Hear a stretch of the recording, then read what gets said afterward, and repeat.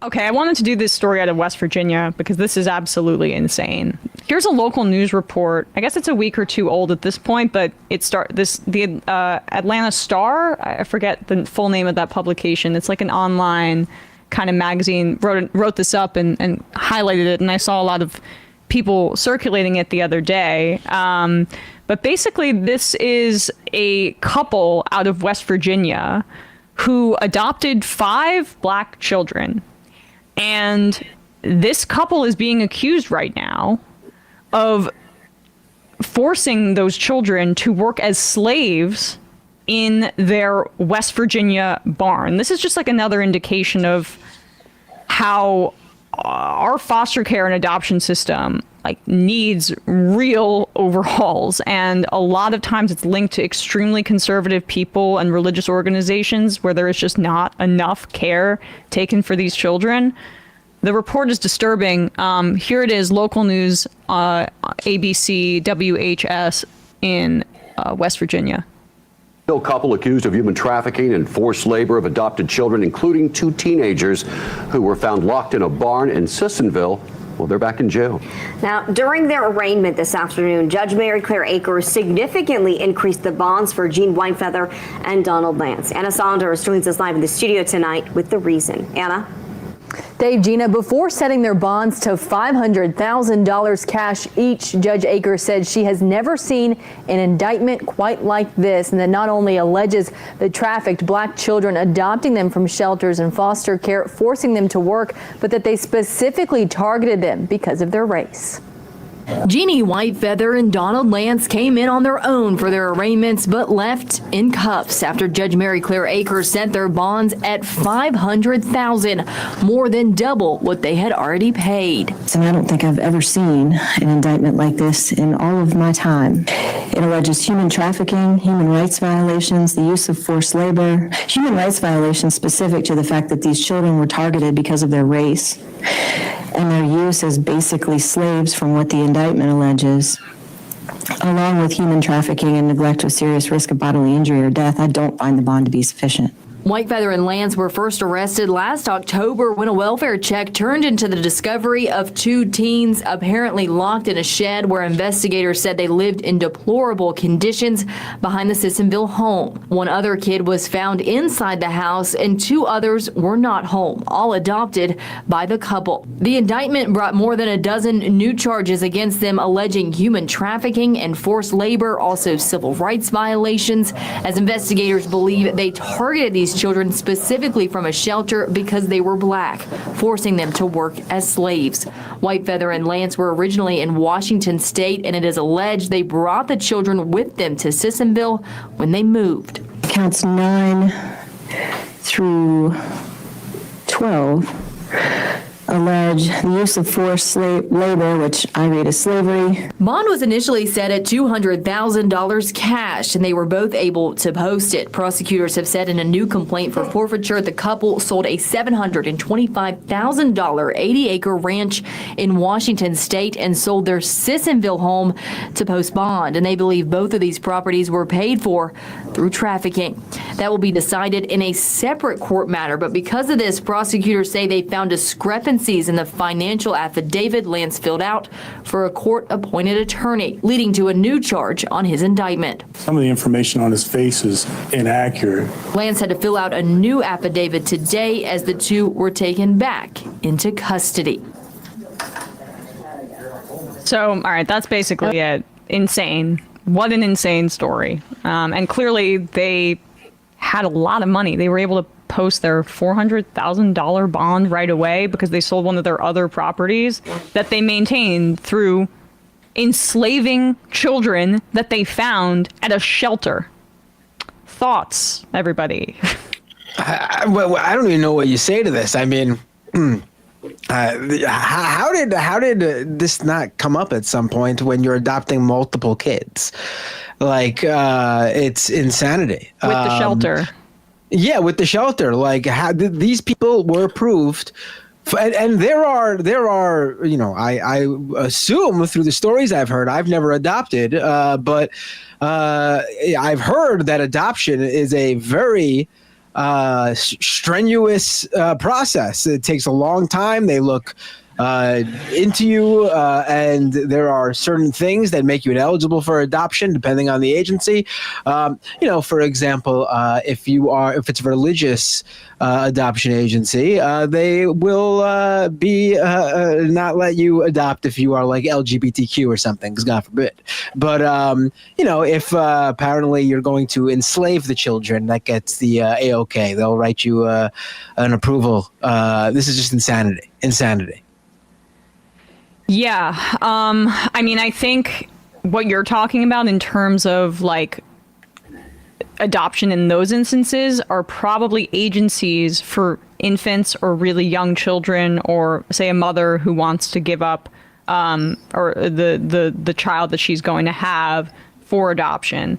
When it comes to kids that are in the foster system or in shelters and often separated from family members based on like racist practices and families that are affected sometimes by mass incarceration, then it's just like it's harder to find adoptive parents for children who are older.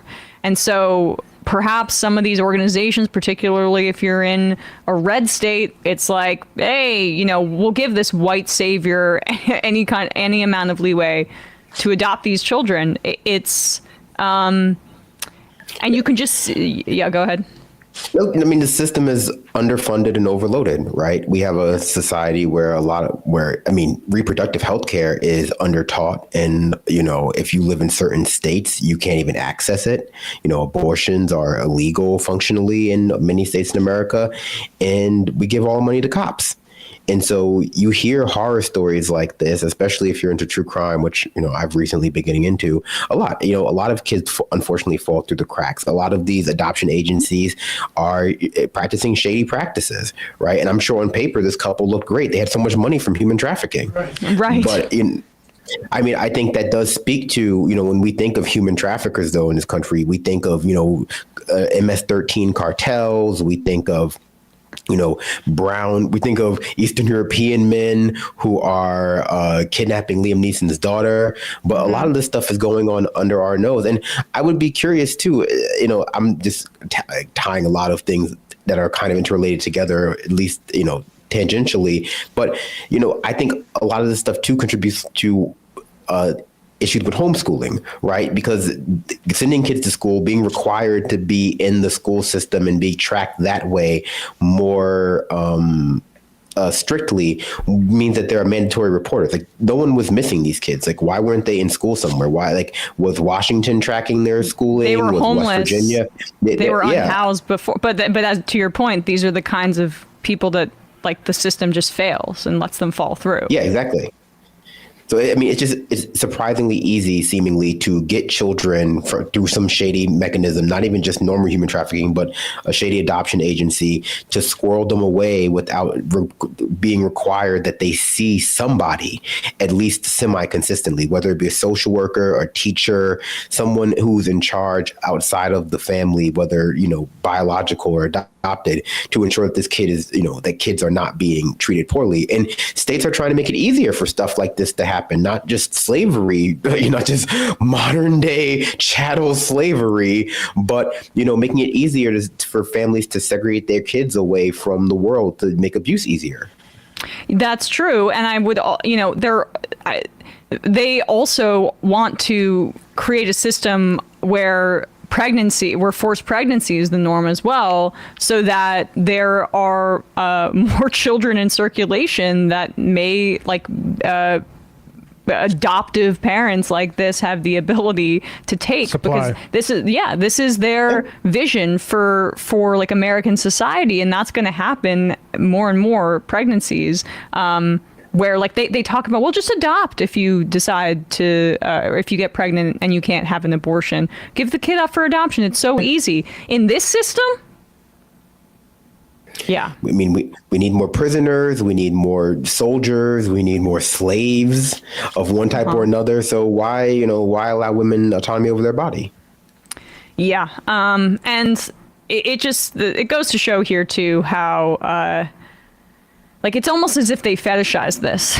Like, they exploited them financially in this extremely disgusting way as well. But you can also see how they actually just get off on it. And that's the part that I think is even most disturbing. It's a power thing. I mean, they specifically targeted this couple. It's specifically targeted to talk about this specific case. This couple specifically targeted these children because they were black, according to the indictment. That is a whole extra level there. Like, this wasn't like they were just taking advantage of orphans and poor kids. They went an extra step to be like, we got to make sure they're black too. I mean, that's just insanity. It's just unbelievable. They were literally living.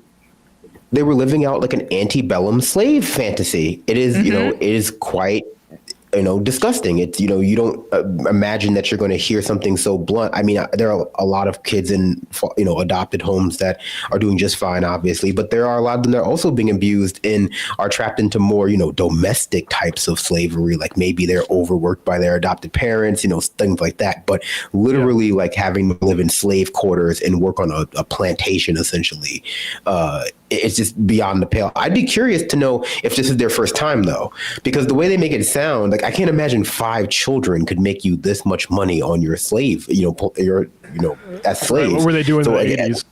Yeah. Like how has this business evolved over time?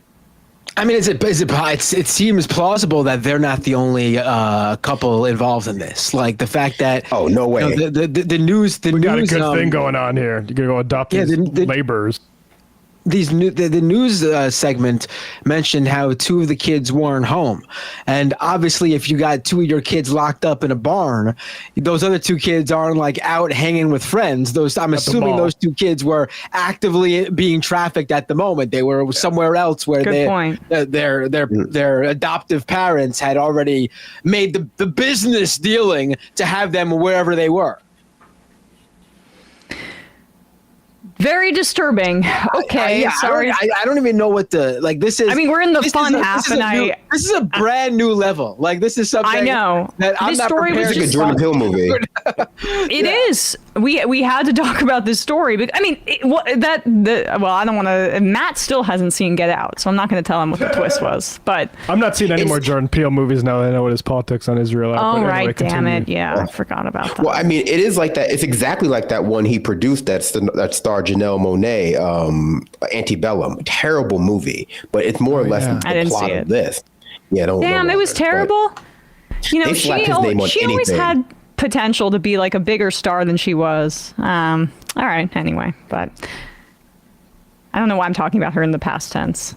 She still can do it. Just in Knives Out too. She was in Knives Out too. Right, that's true.